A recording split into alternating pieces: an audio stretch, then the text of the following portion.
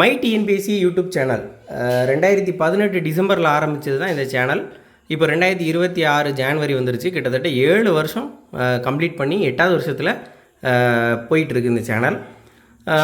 நம்ம ரெகுலராக ஃபாலோ பண்ணுறவங்களுக்கு தெரியும், நான் ரெகுலரெலாம் வீடியோ போட்டது கிடையாது. கொஞ்ச நாள் போடுவேன், திடீர்னு ஒரு 3 மாதம் போடுவேன், நிப்பாட்டிடுவேன். அப்புறம் ஒரு 6 மாதம் கழித்து வீடியோ போடுவேன். அப்படி ஒரு ரெகுலராக நான் வந்து வீடியோஸ் பண்ணது கிடையாது. அது மட்டும் இல்லாமல் சீரீஸ் ஒரு ரெகுலராக ஒரு கண்டென்ட் எடுத்து அந்த கண்டென்ட்டை தொடர்ச்சியாக அப்படி பெருசாக நான் பண்ணது கிடையாது. ஏதோ எனக்கு அப்போ தோன்றதை வீடியோஸ் பண்ணுவேன். அப்போ நான் படிச்சுட்டு வேறு இருந்தேன். அப்போது எனக்கு என்ன தோணுதோ, திடீர்னு ஒரு ஷார்ட்கட் நான் படித்தேன் அப்படின்னா அதை ஒரு வீடியோவாக பண்ணுவேன், அவ்வளோதான்.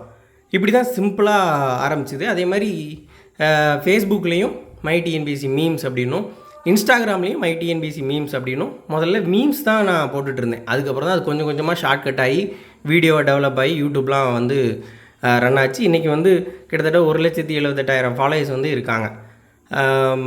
இப்போ இது எதுக்காக அப்படின்னா, இது வரைக்கும் பண்ணது இருக்கட்டும். ஸோ இனிமேல் என்ன பண்ணலாம் இந்த 2026 இந்த 2026 குரூப் 4 வந்து படிக்கிறவங்களுக்கு நம்ம என்ன ஹெல்ப் பண்ணலாம், நம்ம என்ன அடுத்து நம்ம சேனல்லையும் டெவலப் பண்ணலாம், அவங்களுக்கு ஹெல்ப்பாக இருக்கலாம் அப்படிங்கிற மாதிரி ஒரு விஷயத்த யோசிக்கும் போது தான் சீரியஸாக ஒரு விஷயத்த பண்ணணும், சீரீஸ் மாதிரி பண்ணணும், தொடர்ச்சியாக ஒரு விஷயத்த பண்ணணும், அப்படி சில விஷயங்களை நான் பண்ணலான் இருக்கேன். அப்படி நான் செலக்ட் பண்ண சில டாபிக்ஸ் இருக்குது.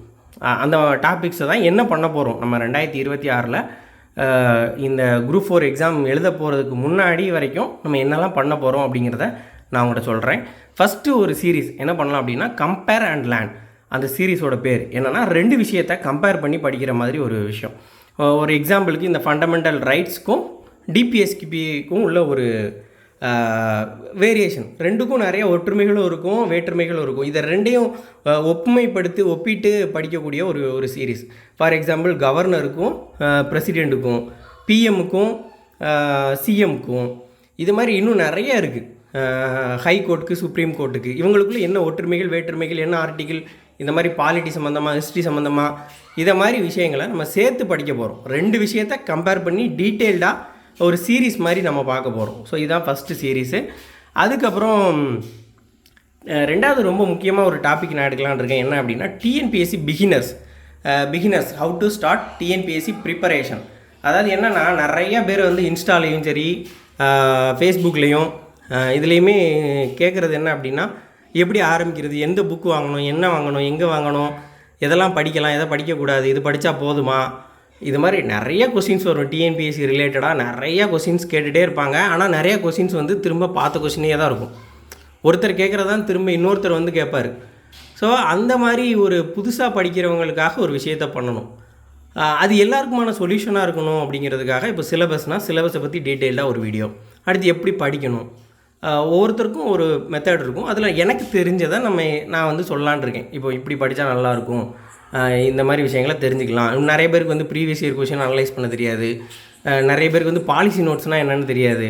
அப்போது நமக்கு தெரிஞ்ச விஷயங்களை அந்த புதுசாக வரக்கூடிய டிஎன்பிஎஸ்சி பிகினர்ஸ் கூட ஷேர் பண்ணுற மாதிரி ஒரு செஷன் தான். இதில் நீங்கள் கமெண்ட்டில் எதுவும் டவுட்டு கேட்டால் கூட அதுவும் நான் சொல்லக்கூடிய விஷயமா இருந்துச்சுன்னா அதை வந்து எல்லாருக்கும் தெரிகிற மாதிரி ஒரு வீடியோவாக பண்ணலாம் அப்படின்னு. ஏன்னா இன்ஸ்டாலேயும் ஃபேஸ்புக்லேயும் நிறையா மெசேஜ் வந்து இன்பாக்ஸில் வரும், சொல்லுங்கள் அப்படின்னு சொல்லிட்டு. நமக்கு ஒர்க்கு டைம் போக இருக்கக்கூடிய கொஞ்சம் டைமில் ஃபேமிலிக்கு ஒதுக்கிக்கிட்டு கொஞ்சம் டைமில் தான் நம்ம கண்டென்ட் எடுத்து வீடியோ போடணும் அப்படின்னு ஒரு எண்ணம் இருக்குது.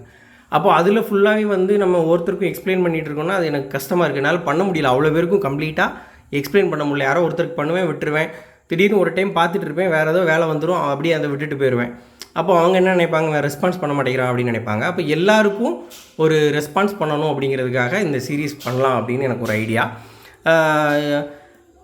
நிறைய பேருக்கு தெரியாத விஷயங்களை தெரிஞ்சுக்கலாம் அப்படின்னு ஒரு எண்ணம். 3வது என்ன அப்படின்னா, 3வது சீரீஸ் என்ன அப்படின்னா, டிஎன்பிஎஸ்சி மைண்ட் மேப்பில் ஏற்கனவே நான் பண்ணியிருக்கேன். மைண்ட் மேப் வந்து ஹிஸ்ட்ரி மைண்ட் மேப் கொஞ்சம் ஒரு 9 வீடியோ போட்டிருப்பேன்னு நினைக்கிறேன். ஒரு லெசனில் ஒரு முக்கியமான டாப்பிக்லாம் போட்டிருக்கேன். அது இடையில கொஞ்சம் பண்ணலை, ஏன்னா அதுக்காக டைம் எடுக்கும். ஒரு லெசன் அப்படின்னா மைண்ட் மேப் எடுக்கணும்னா அந்த லெசனை முதல்ல வாசித்து பார்க்கணும். அதுக்கப்புறம் அதை அண்டர்ஸ்டாண்ட் பண்ணிவிட்டு அது எப்படி சப் டாப்பிக்காக பிரித்து எப்படி அது ஒரு ஸ்கெட்ச் போடுற மாதிரி தான். அப்படி பிளான் பண்ணி இது பண்ணும்போது நிறைய டைம் எடுக்கும். அதுக்காக தான் மைண்ட் மேப்புங்கிறத நான் நிப்பாட்டினேன்.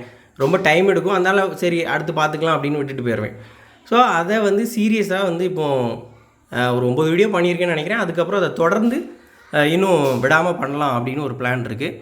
அடுத்து டைம்லைன் எனக்கு ரொம்ப பிடிச்ச ஒரு சீரீஸ். ஆனால் நிறைய ரெஸ்பான்ஸ் இருக்காது, ஆனாலும் எனக்கு ரொம்ப பிடிச்ச ஒரு சீரீஸ். ஏன் அப்படின்னா டிஎன்பிஎஸ்சி இப்போ இருக்க ட்ரெண்டுக்கு வந்து கால முறைப்படி வரிசைப்படுத்து. இதை அடிக்கடி கேட்குறாங்க கொஸ்டினில். இதோட பேர்சன்டேஜ் அப்படின்னு பார்க்கும்போது இந்த டைப் ஆஃப் கொஸ்டினோட பேர்சன்டேஜ் வந்து கிட்டத்தட்ட கூற்று காரணத்துக்கு அடுத்த டைப்பில் இது வந்து இந்த கால வரிசைப்படுத்துக்காங்கிறது ரொம்ப முக்கியத்துவம் பெறுது. நிறைய பேர் வந்து அதை வந்து ரொம்ப சாதாரணமாக நினைக்கிறாங்க. ஆனால் எனக்கு ரொம்ப முக்கியத்துவம் கொடுத்து இப்படி கேட்குறாங்க அப்படின்னு தோணுது. ஏன் அப்படின்னா முன்னாடி ஒரு வருஷம் படித்தோம் அப்படின்னா அதை டைரெக்டாக கேட்பாங்க, நம்ம அப்ளை பண்ணிட்டு போயிடலாம்.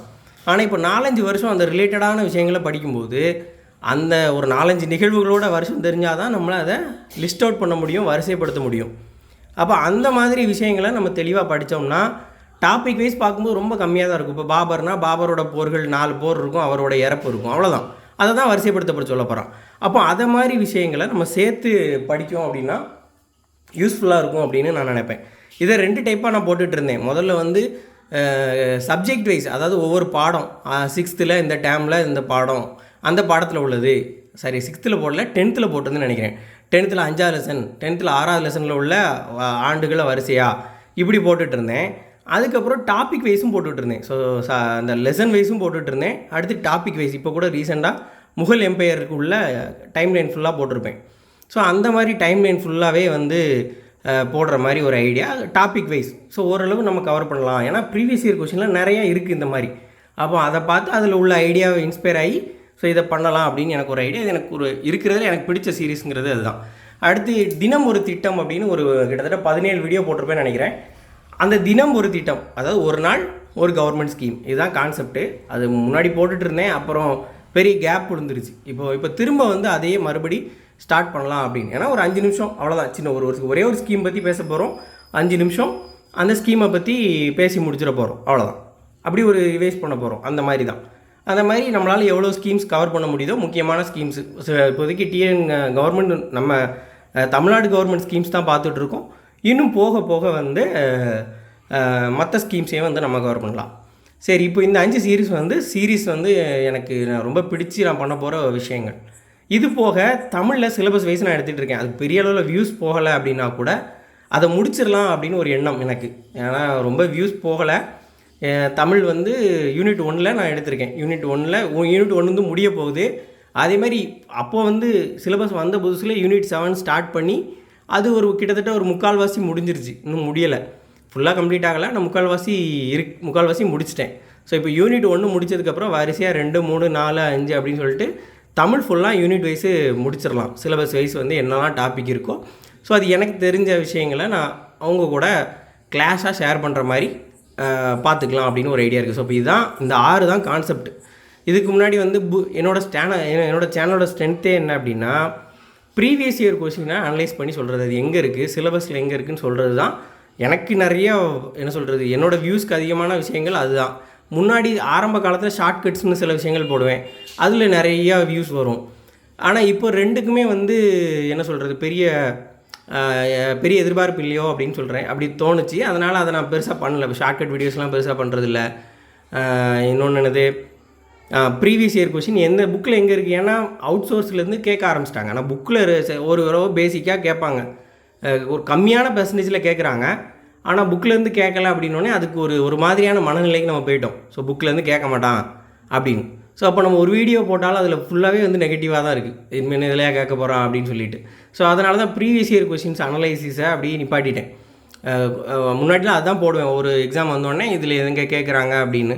ஸோ இப்போ இது போடுறதுக்கே, அந்த வீடியோ போடுறதுக்கே வந்து கடுப்பாக இருக்கும். ஏன்னா வீடியோ போட்டு முடித்த உடனே கமெண்ட்டில் இதெல்லாமா கேட்க போகிறாங்க அப்படின்னு ஒரு இது மாதிரி வரும். ஸோ நெகட்டிவ் கமெண்ட்டாக நான் பெருசாக எடுத்துக்க மாட்டேன். ஆனால் அந்த கொஷின், ஏன்னா அதில் அவ்வளோ உழைப்பு இருக்கும். நீங்கள் எனக்கு தெரிஞ்ச சில விஷயங்கள் இருக்கும், அதுக்கப்புறம் தேடுவேன், டாபிக் வைஸ் தேடி கண்டுபிடிச்சி தான் அந்த வீடியோஸை நான் பண்ணுவேன். ஓரளவு தெரியும்னாலும் இப்போ கான்ஸ்டியூஷன்னா 10th ஃபஸ்ட்டு ஒரு கான்ஸ்டியூஷனில் ஒரு கொஷின் வருதுன்னா அது 10th இல்லை 12th இருக்கும். அது டக்குன்னு நம்ம எடுத்துருவோம். அதை இந்த பக்கத்தில் இருக்குதுன்னு முதற்கொண்டு நமக்கு தெரியும். ஆனால் ஏதோ ஒரு ஹிஸ்ட்ரி டாப்பிக்கில் தெரியாத ஏதோ ஒன்று இருக்குது அப்படின்னா அதை நம்ம சிலபஸ்லேருந்து டக்குன்னு இது எங்கே இருக்கும், சிலபஸ்னால் ஸ்கூல் புக்கில் எங்கே இருக்குன்னு ஒவ்வொரு இண்டெக்ஸில் எடுத்து தேடி அந்த பாடத்தை வாசித்து பார்த்து இருக்கா இல்லையான்னு செக் பண்ணி அப்படி தான் இது வந்து இங்கேருந்து கேட்டிருக்காங்க, சிலபஸில் இங்கேருந்து கேட்டிருக்காங்க அப்படின்னு ஒரு கொஸ்டினுக்கு ரெடி பண்ணுவோம். ஒரு கொஸ்டினுக்கு கீ கண்டுபிடிக்கவே வந்து ஒரு நாள் ஆகும். அப்போ அது புக்கில் எங்கே இருக்குது கண்டுபிடிக்கிறதுக்கு அட்லீஸ்ட் ஒரு 3-4 நாளாவது ஆகும். அப்போ நிறைய ஒர்க் பண்ணி தான் அந்த வீடியோஸ்லாம் நான் பண்ணுவேன். அதை ரொம்ப அசால்ட்டாக வந்து எல்லோரும் கடந்து போகிறது எனக்கு விருப்பம் இல்லை. அதனால் அந்த வீடியோஸ் ஏன்னா அதில் நிறைய எஃபர்ட் போடுவோம். சில கொஸ்டின்ஸ்க்கெலாம் வந்து குரூப் 4க்குலாம் 1 வாரம் டைம் எடுக்கும்.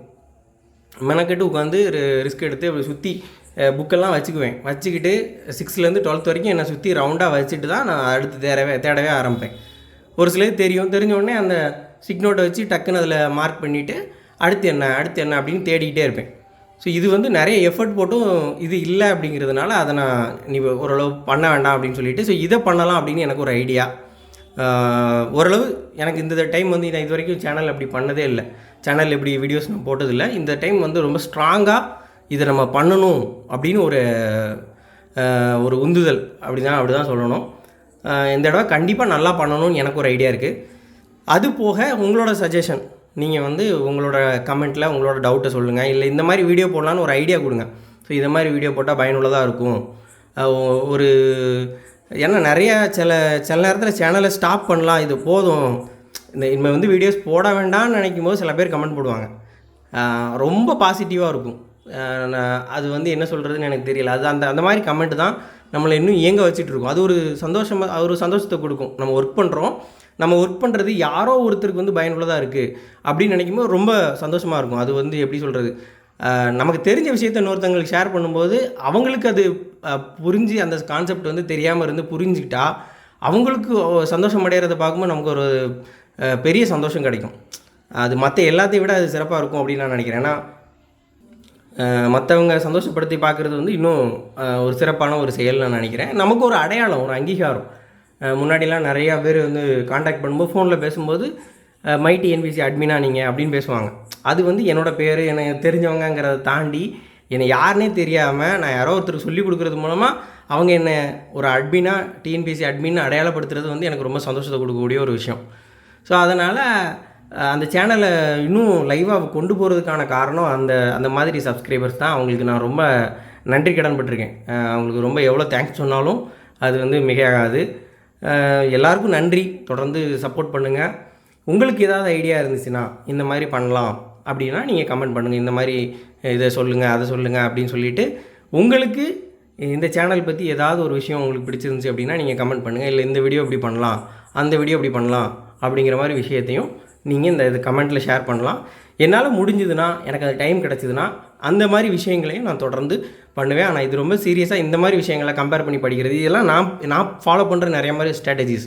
இப்போது நான் படிக்கும்போது மேக்ஸிமம் ஒரு பாடத்தை படித்தோடனே திரும்ப அந்த ஆண்டுகளை திரும்ப ரிவைஸ் பண்ணுவேன். மற்ற கான்டென்ட்டை ரிவைஸ் பண்ணுறது கூட ஆண்டுகளை ரிவைஸ் பண்ணுவேன். அப்போ அந்த ஆண்டுகளை ரிவைஸ் பண்ணுறதுனால எனக்கு டைம்லைனுங்கிறது ரொம்ப முக்கியமாக எனக்கு தெரியும். அதனால் அதை ஒரு இதாக பண்ணுறேன். படிக்கும்போதே நான் ரெண்டையும் கம்பேர் பண்ணுவேன். அதனால் ரெண்டையும் கம்பேர் பண்ணும்போது இப்போவுமே குடியரசுத் தலைவருக்கும் கவர்னருக்கும் உள்ள அந்த ஆர்டிக்கெலாம் கிட்டத்தட்ட சிமிலராகவே இருக்கும். இங்கே ஒரு நம்பர்னால் அங்கே அந்த மாதிரி சிமிலராகவே இருக்கும். அந்த மாதிரி விஷயங்களை படிக்கிறதுனால ஸோ கம்பேர் பண்ணி படிக்கலான்னு அந்த மாதிரி நிறையா கண்டென்ட் கொடுக்கலாம் அப்படின்னு எனக்கு ஒரு ஐடியா. ஸோ தொடர்ந்து ஃபாலோ பண்ணுங்கள். உங்களுக்கு எதுவும் சஜஷன் இருந்தால் சொல்லுங்கள். ஸோ இதிலேருந்து தொடர்ந்து ஒழுங்காக ரெகுலராக வீடியோ போட முயற்சி பண்ணேன். டெய்லி ஏதாவது இந்த டாப்பிக்கில் ஏதாவது ஒரு வீடியோஸ் வந்து வந்துகிட்டே இருக்கும். டெய்லி வீடியோஸ் போடுறதுக்கு நான் கண்டிப்பாக முயற்சி பண்ணுறேன். அனைவருக்கும் நன்றி.